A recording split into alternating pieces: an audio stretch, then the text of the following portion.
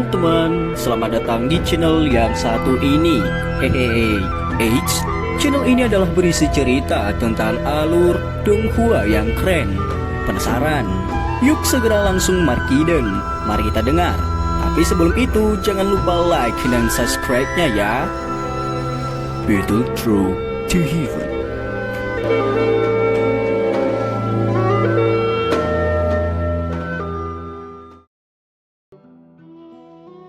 Melanjutkan dari cerita sebelumnya. Setelah badai terjadi karena penyempurnaan pil hari itu, topik pembicaraan hampir seluruh paviliun Kaisar Hitam tertuju pada wanita berbaju putih itu dengan kekuatan yang menakutkan, serta alkemis misterius itu. Banyak orang mengawasi di luar gedung, mencoba mendapat beberapa petunjuk. Namun tidak ada lagi aktivitas sedikit pun di dalam gedung setelah penyempurnaan pil itu selesai. Karena niat membunuh yang sangat kuat, tidak ada yang berani mendekatinya. Karena orang di pavilion itu tidak mengungkapkan wajahnya terlepas dari kegemparan di dunia luar. Beberapa orang datang berkunjung dengan pikiran aneh, tetapi mereka hanya bisa dengan bijaksana pergi setelah ditinggalkan di luar pintu yang tertutup itu. Moya yang menganggap dirinya sangat luar biasa secara alami termasuk di antara orang-orang ini.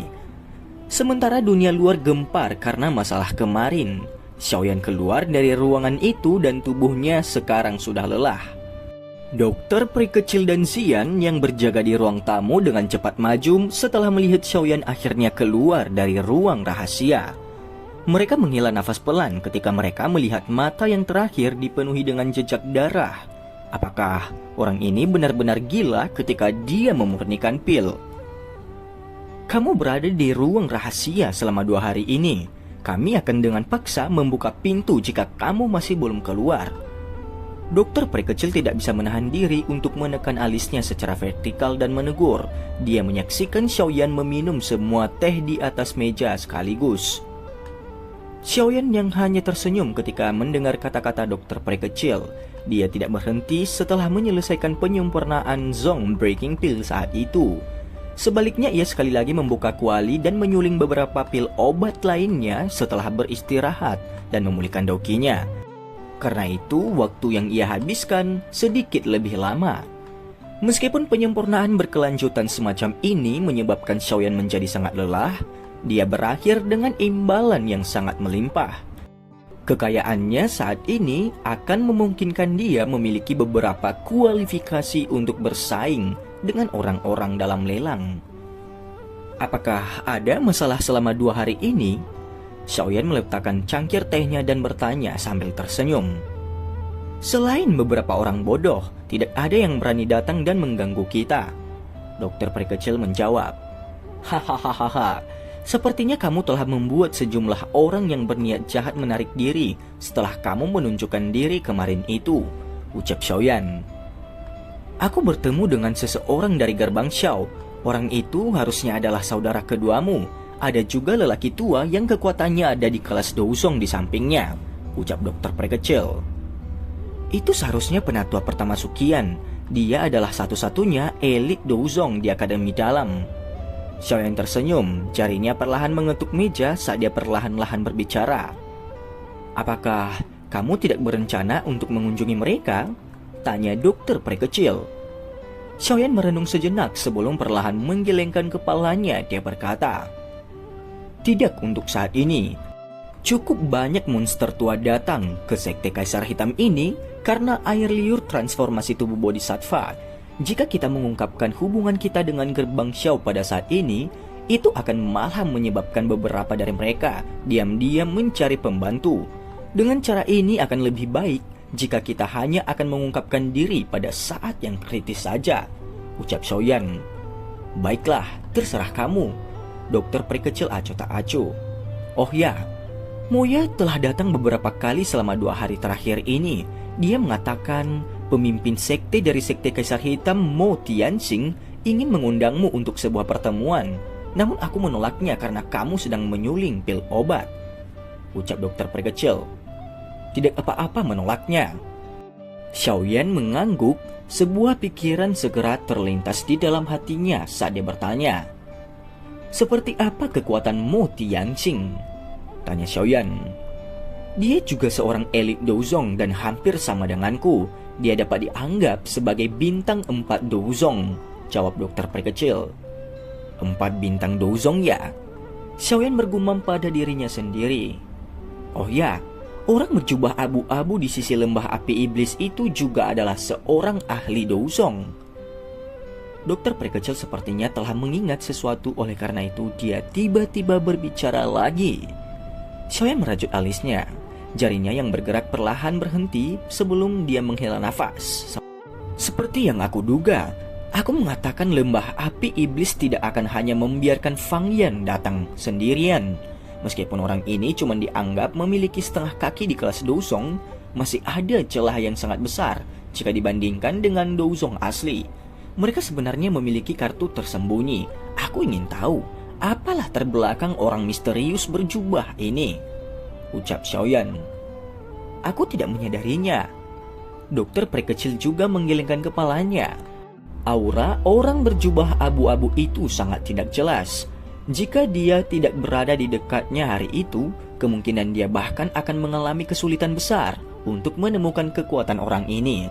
Dia juga sama sekali tidak menyadari yang lainnya. Sepertinya kota Kaisar Hitam ini tidak akan tenang. Ada begitu banyak faksi yang tertarik pada air liur transformasi tubuh Bodhisattva. Namun hanya ada satu saja. Hahaha. Aku ingin tahu faksi mana yang akan menjadi pemenang terbesar kali ini. Xiaoyan dengan dingin tertawa. Dia memiliki firasat lelang kali ini akan berlumuran darah.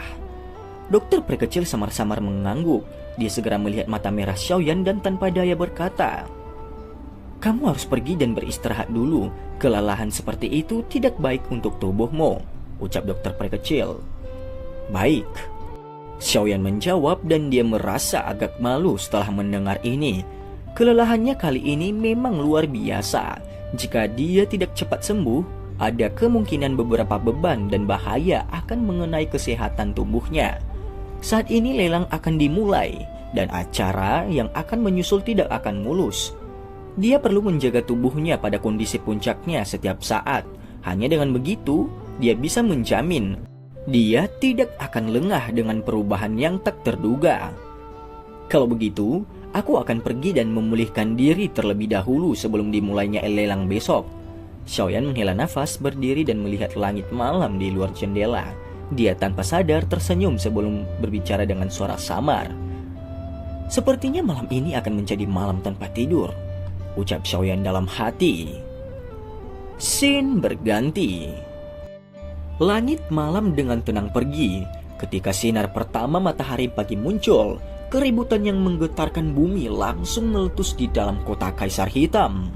Sinar matahari pagi menerobos masuk melalui jendela dan memasuki ruangan. Akhirnya merangkak ke seorang pria muda berjubah hitam. Dia duduk bersila di atas tempat tidurnya. Setelah itu dia perlahan membuka matanya. Sebuah aura luar biasa kuat tiba-tiba melonjak keluar dari tubuh Xiaoyan seperti singa yang terbangun. Itu terus menyebar dari tubuh Xiaoyan sampai memenuhi seluruh ruangan. Api hijau seperti batu giok berkedip-kedip di dalam mata hitam gelapnya. Beberapa sukacita ketika dia merasakan doki di dalam tubuhnya. Itu bahkan lebih kuat dari apa yang terjadi dari 2 hari yang lalu. Meskipun perbaikan pil yang nekat selama 2 hari ini telah membuatnya sangat kelelahan, dia menyadari dokinya benar-benar membaik setelah dia menahan kelelahan dan berlatih untuk semalam. Meskipun kemajuan semacam ini sangat sedikit, karena akumulasi selama beberapa hari dan bulan hanya masalah waktu sebelum terobosannya. Xiaoyan melompat turun dari tempat tidurnya dan secara acak membersihkan dirinya. Setelah itu dia mengambil jubah hitam yang sangat besar dan memakainya. Dia mengenakan dopeng yang menutupi seluruh tubuhnya dalam bayang-bayang. Jari Xiaoyan dengan lembut menggosok cincin penyimpanannya sebelum tersenyum. Baru kemudian dia membuka pintu dan meninggalkan kamarnya. Dokter perkecil dan Zian yang sudah menunggu di aula terkejut ketika mereka melihat orang berjubah hitam berjalan keluar. Zian baru saja akan tertawa ketika jubah hitam dilemparkan kepadanya dan itu menutupi kepala Zian. "Pakai ini, jika tidak..." Penatua pertama dan yang lain akan mengenali kamu. Dokter peri kecil telah mengungkapkan dirinya, jadi tidak perlu baginya untuk mengenakannya lagi, ucap Xiaoyan. Pakaian jelek seperti ini, aku tidak akan... Wajah Zian pahit. Meskipun dia berbicara dengan cara ini, tapi dia dikalahkan. Beberapa saat kemudian di bawah tatapan Xiaoyan, dia segera putus asa dan mengenakan jubah hitam. Ayo pergi. Lelang hari ini kemungkinan akan sangat menarik, ucap Xiaoyan. Xiaoyan tersenyum. Setelah itu Xiaoyan memimpin kelompoknya bergegas. Karena pelelangan akan dimulai hari ini, orang-orang yang menunggu di luar paviliun semuanya telah bubar. Ini menyelamatkan mereka untuk beberapa masalah. Mereka bertiga mempelajari rute mereka sebelum berjalan keluar dari paviliun. Hahaha, saudara Yan Xiao, kamu benar-benar membuatku menunggu. Kelompok Xiaoyan baru saja keluar dari daerah ini ketika seorang tokoh putih datang ke arah mereka. Alis dokter peri kecil mengerut saat dia menatap senyum hangat Moya itu. Xiaoyan tidak memiliki perasaan yang baik terhadap orang ini. Tatapan di bawah jubah hitam itu melirik Moya sebelum bertanya dengan suara lemah. Pemimpin sekte junior, apakah ada masalah? Moya memandang Xiaoyan yang tersembunyi di bawah jubah hitam besar. Matanya tanpa sadar beralih ke dokter peri kecil. Suatu panas yang berapi-api melonjak di dalam hatinya saat dia melihat dinginnya wajah yang bergerak itu. Dia mengambil tablet batu giok dari cincin penyimpanannya dan tertawa. Hahaha, ini kursi VIP untuk pelelangan. Hanya para ahli terkenal dari wilayah sudut hitam yang memiliki kualifikasi untuk mendapatkannya. Aku menghabiskan semua nafasku untuk mendapatkannya dari ayahku, ucap Moya. Terima kasih, pemimpin sekte junior. Hati Xiaoyan segera bersuka cita ketika dia melihat cara lembut di wajah orang itu. Dia tanpa basa-basi mengambil tablet batu giok dari tangan yang terakhir. Tanpa mengucapkan terima kasih yang lain, dia berbalik dan berjalan keluar dari pintu keluar dari paviliun. Zian diam-diam tertawa dan dokter peri kecil membuat jalan memutar di sekitar Moya dan mengikuti Xiaoyan. Wajah Moya berkedut.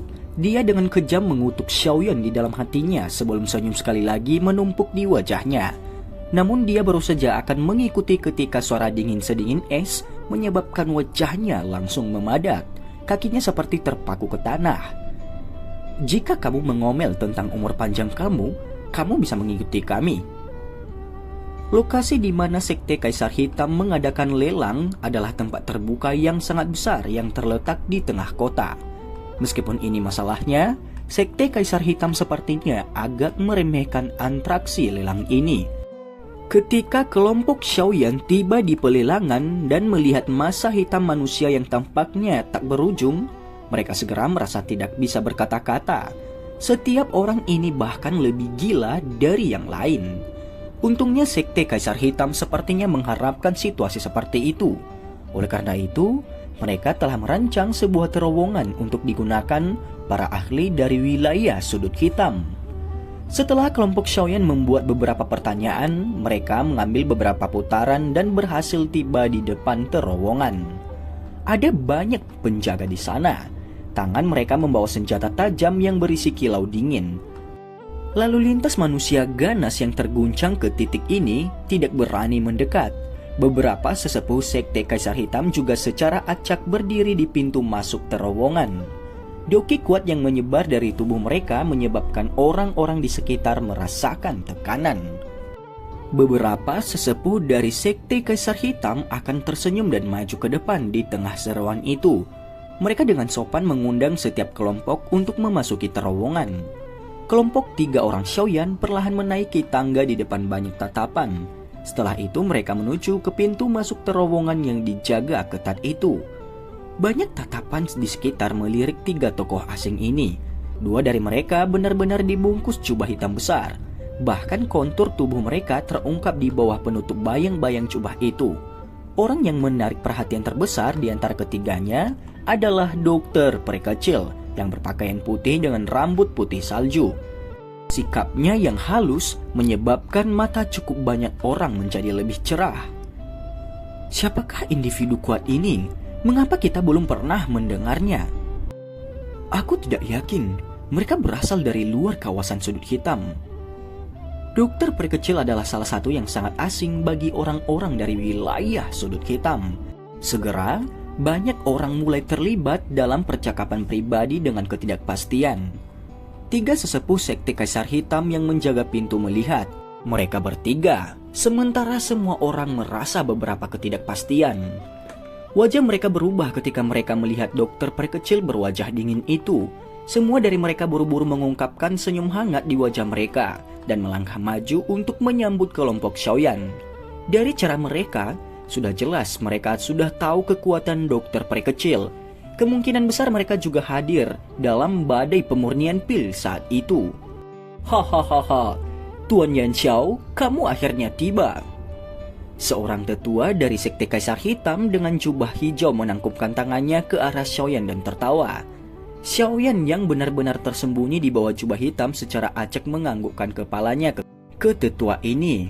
Tetua itu tidak berani mengungkapkan rasa ketidakpuasan dari cara yang agak angkuh ini.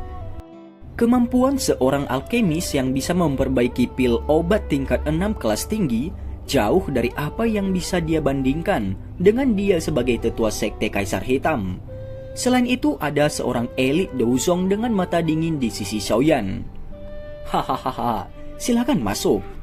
Setelah bercakap-cakap sedikit dengan Xiaoyan dan melihat pihak lain tidak tertarik, tetua dengan bijaksana minggir sambil terus berbicara sambil tersenyum.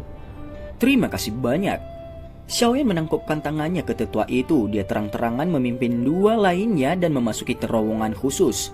Setelah itu mereka menghilang dari mata semua orang. Wanita itu auranya benar-benar dingin. Doki di dalam tubuhku hampir berhenti beredar saat berdiri di sampingnya. Dia memang layak menjadi elit Douzong. Tetua berjubah hijau itu menggosok keringat dingin dari wajahnya setelah melihat kelompok Xiaoyan menghilang di dalam terowongan. Akhirnya dia berbicara dengan beberapa ketakutan yang tersisa di suaranya. Itu seharusnya adalah Yan Xiao kan, orang yang memperbaiki pil obat saat itu. Sungguh tidak terduga, dia benar-benar memiliki sebuah prestasi di usia yang begitu muda. Jika dibandingkan dengan dia, bahkan pemimpin sekte junior sedikit lebih rendah. Tetua itu menghela nafas. Aku benar-benar ingin tahu apa latar belakang mereka. Kita belum pernah mendengar tentang ketiga orang ini di wilayah sudut hitam. Orang tua lain mengerutkan kening dan bergumam. Lupakan, hal-hal ini bukanlah hal yang seharusnya kita pikirkan. Tetua berjubah hijau menggelengkan kepalanya. Tatapannya menyapu terowongan sebelum dia melihat sekelompok orang lain muncul. Senyum sekali lagi muncul di wajahnya saat dia melangkah maju. Kelompok Xiaoyan melewati terowongan yang remang-remang. Beberapa menit kemudian, ruang di depan mereka tiba-tiba terbuka dan tanah lelang yang sangat besar muncul di mata mereka bertiga. Tempat ini sangat besar dan tidak bisa dibandingkan dengan Kekaisaran Qiama. Pada saat ini tempat pelelangan yang sangat besar dipenuhi oleh banyak orang. Mereka bertiga baru saja keluar dari terowongan ketika pelayan wanita yang cantik dan tidak biasa datang ke depan. Dia dengan hormat bertanya, Tuan dan Nona, bolehkah aku tahu jika kamu memiliki tablet giok VIP? Tatapan Xiaoyan menyapu pakaian pelayan wanita ini yang hampir tidak berbeda dengan tidak memakai apa-apa. Dia menemukan sebagian ditutup dari ketelanjangannya yang terbuka, dan dia tidak bisa menahan perasaan tercekik. Sekte Kaisar Hitam sebenarnya menggunakan taktik semacam ini.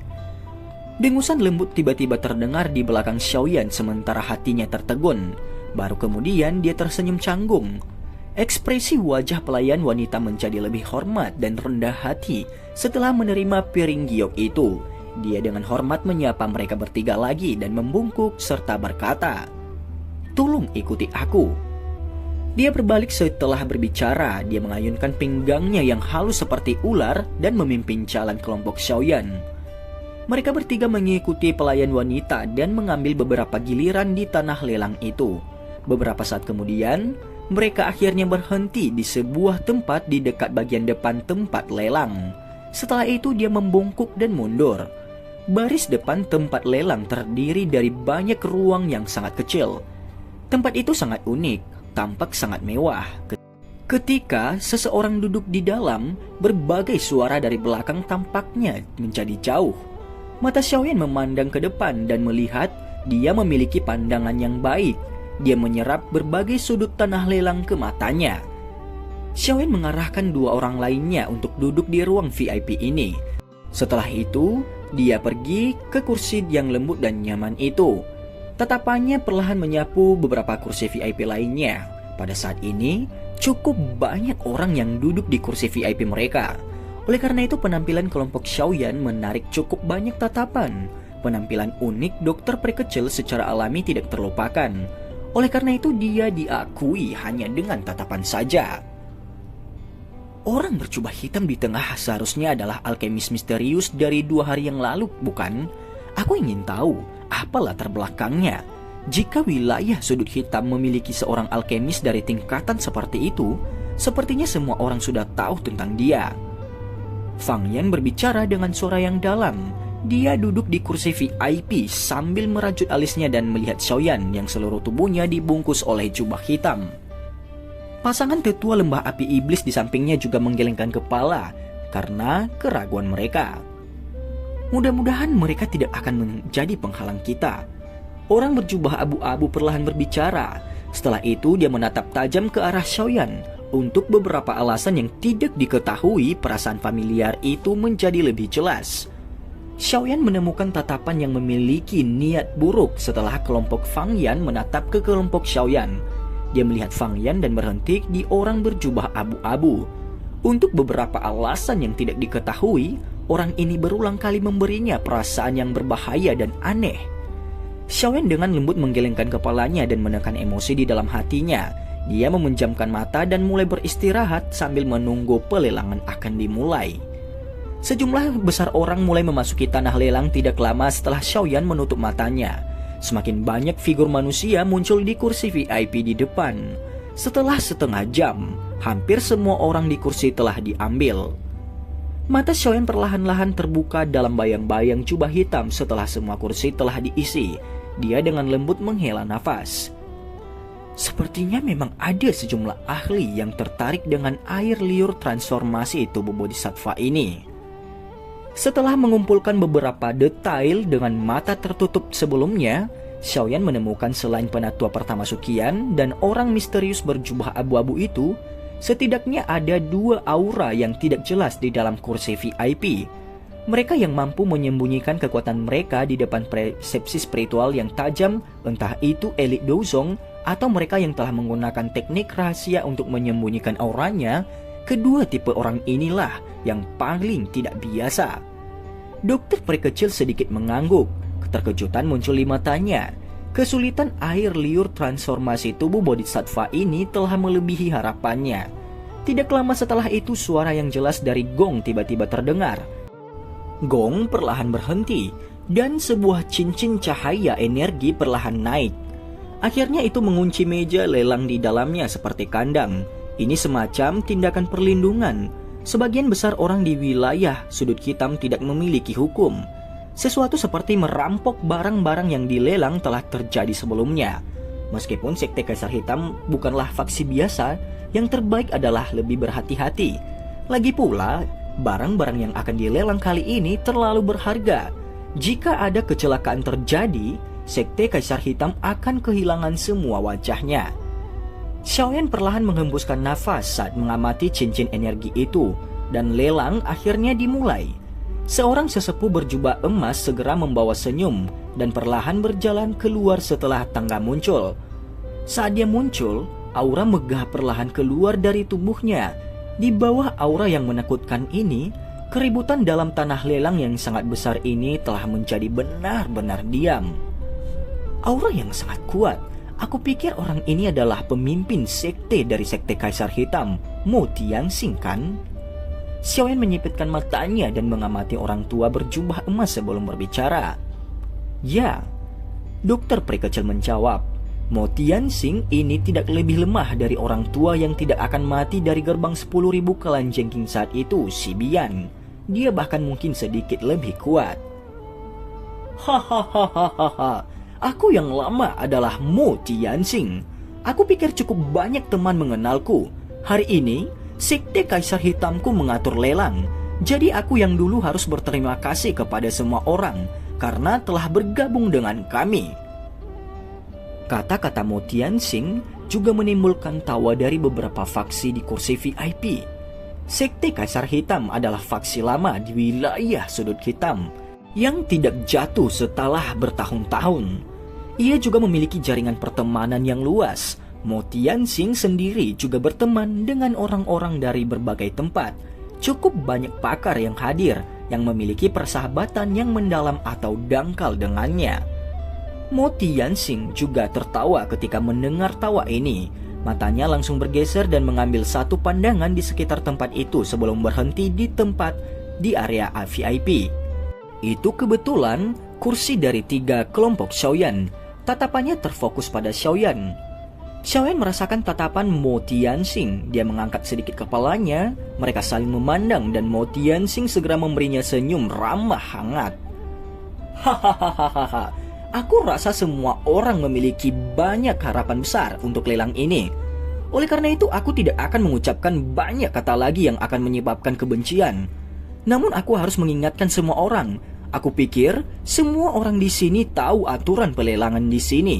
Jika ada orang yang buta yang ingin bertindak liar di wilayah Sekte Kaisar Hitamku, aku yang lama akan memberikan orang itu kata-kata peringatan keras di depan banyak orang di sini. Aku akan membiarkan kamu menderita nasib di mana kamu tidak akan bisa memohon hidup atau mati, ucap Mo Tianxing. Orang-orang di lelang besar menjadi benar-benar diam setelah kata-kata Mo Tianxing yang menyembunyikan makna dingin yang padat. Bahkan wajah beberapa orang ganas dan kejam berubah saat mereka melihat mata tanpa ampun Mo Tianxing. Mereka segera mulai diam-diam menarik beberapa pikiran mereka yang tidak teratur itu. Dia memang layak menjadi elit Douzong. Dengan sikap ini, Xiaoyan tidak bisa menahan diri untuk menggelengkan kepalanya saat dia merasakan ketegasan dalam kata-kata Mo Tianxing. Mampu mengandalkan kekuatan untuk menghalangi para ahli yang datang dari seluruh wilayah sudut hitam ini. Seorang elit Douzong sebenarnya sangat kuat. Hahaha. Selanjutnya, kami akan mengundang semua orang untuk menikmati lelang besar-besaran dari Sekte Kaisar Hitamku.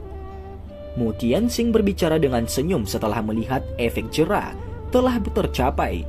Ketajaman di matanya telah benar-benar menghilang dalam sekejap. Dia sekali lagi menangkupkan tangannya ke beberapa tempat di kursi VIP setelah kata-katanya terdengar. Setelah itu dia perlahan menarik diri dari panggung lelang.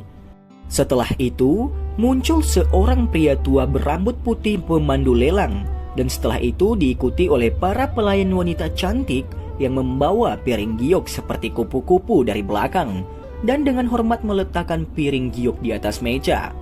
Melihat ke bawah dari atas, semua orang bisa melihat ada beberapa piring perak yang memancarkan cahaya redup. Hahaha. Selanjutnya, ini akan menjadi pembuka lelang kami. Semua gulungan ini berisi teknik doujari. Pria tua berambut putih itu tersenyum sambil menunjuk piring perak di depannya. Ada gulir putih salju yang diletakkan di atasnya. Jari bulu langit, tingkat Xuan kelas menengah. Teknik doujari biasanya cukup langka. Meskipun agak sulit melatihnya, ia mampu mendapatkan elemen kejutan saat bertarung dengan orang lain.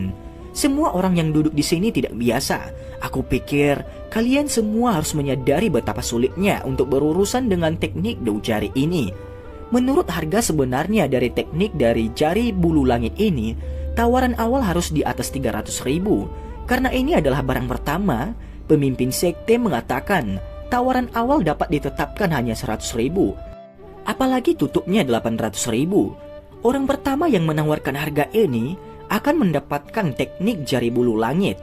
Ini terlepas dari apakah ada orang yang menawarkan harga lebih tinggi. Semua orang, kalian tidak boleh melewatkan kesempatan ini, ucap pria yang berambut putih itu. Pria tua itu jelas telah melelang untuk waktu yang lama.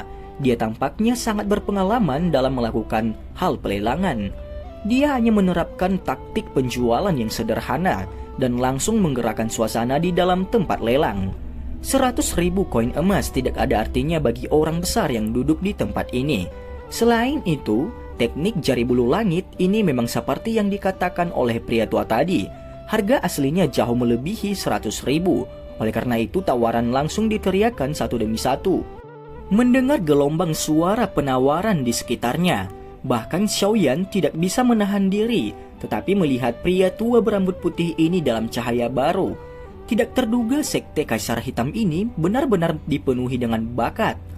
Xiaoyan telah merencanakan untuk mencari teknik Dou yang membuat dia puas. Meskipun ia memiliki minat pada apa yang disebut teknik Dou jari, tapi dia tidak memiliki niat untuk jari bulu langit ini. Tingkat teknik Dou ini sedikit lebih rendah dan tidak memiliki banyak daya tarik padanya. Dengan penglihatan Xiaoyan saat ini, teknik Dou lain selain dari kelas D akan mengalami kesulitan membuatnya merasa tertarik. Setelah semua, saat ini dia tidak lagi lembut, seperti pemuda pemula yang saat itu sangat bahagia ketika Yao Lao secara acak melemparkan dia teknik Dou. Singkat cerita, setelah sudah agak lama tidak ada penawaran, akhirnya item pertama telah berhasil dilelang. Suasana di dalam tanah lelang diaduk setelah pembukaan yang bagus ini.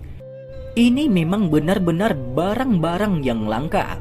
Namun semua barang yang dikeluarkan masih belum bisa menarik cukup perhatian dan minat yang setingkat kekuatan Xiaoyan saat ini. Dengan aliran waktu, lelang secara bertahap mulai mendekati 1 jam di bawah suasana panas yang berapi-api itu. Suasana di dalam tanah lelang diiringi peningkatan kualitas barang yang dilelang. Pada saat panas berapi semacam ini dipertahankan selama 2 jam, beberapa barang yang dilelang yang telah muncul mampu menyebabkan beberapa ahli di kursi VIP membuat tawaran yang bersaing. Beberapa item bahkan memberi Xiaoyan dorongan untuk meneriakkan tawaran. Namun setelah menimbang pikirannya sedikit, dia terus diam. Yang terbaik adalah memilih sesuatu yang cocok saat membeli barang. Dengan kehadiran kelas berat dari kursi VIP yang bersaing satu sama lain dalam penawaran, suasana di tanah lelang menjadi lebih panas. Faksi yang datang untuk berpartisipasi dalam lelang ini berasal dari seluruh wilayah sudut hitam. Oleh karena itu sebagian besar orang di sini tidak melihat mata ke mata. Ketika beberapa faksi dengan permusuhan bertabrakan, mereka pasti akan habis-habisan untuk meningkatkan tawaran. Momentum mencoba menghancurkan pihak lain menyebabkan cukup banyak orang yang menonton merasa tercengang. Mereka memang faksi terkenal dari wilayah sudut hitam. Kekayaan besar dan sikap kasar ini jauh dari apa yang bisa dibandingkan dengan orang biasa. Xiaoyan mengamati pria tua berambut putih di panggung lelang yang melelang senjata tajam di tangannya yang memiliki inti monster tingkat 5 yang dimasukkan ke dalamnya. Setelah itu dia menerima piring perak dari tangan pelayan wanita di samping dengan tampilan misterius di wajahnya. Ada gulir seperti api merah terang di piring perak itu. Hahaha, semua orang, teknik Dou ini cukup langka. Ini karena teknik penggaris teknik Dou. Meskipun agak tidak kuno, kelasnya cukup tinggi karena telah mencapai tingkat kelas D menengah. Selain itu, dikabarkan ini ditinggalkan oleh nenek moyang Douzun yang telah mendominasi benua beberapa abad yang lalu. Nilainya cukup luar biasa, ucap pria tua berambut putih. Mendengar pemandu lelang itu menyebutkan teknik penguasa teknik Dou, Xiaoyan yang bersandar malas di sandaran kursinya tiba-tiba merasa jantungnya bergerak. Tatapan tertariknya dilemparkan ke tanah lelang untuk pertama kalinya. Dan cerita pun bersambung. Terima kasih telah mendengarkan Miming sampai akhir ya. Dan jangan lupa like, comment, subscribe, dan share ya.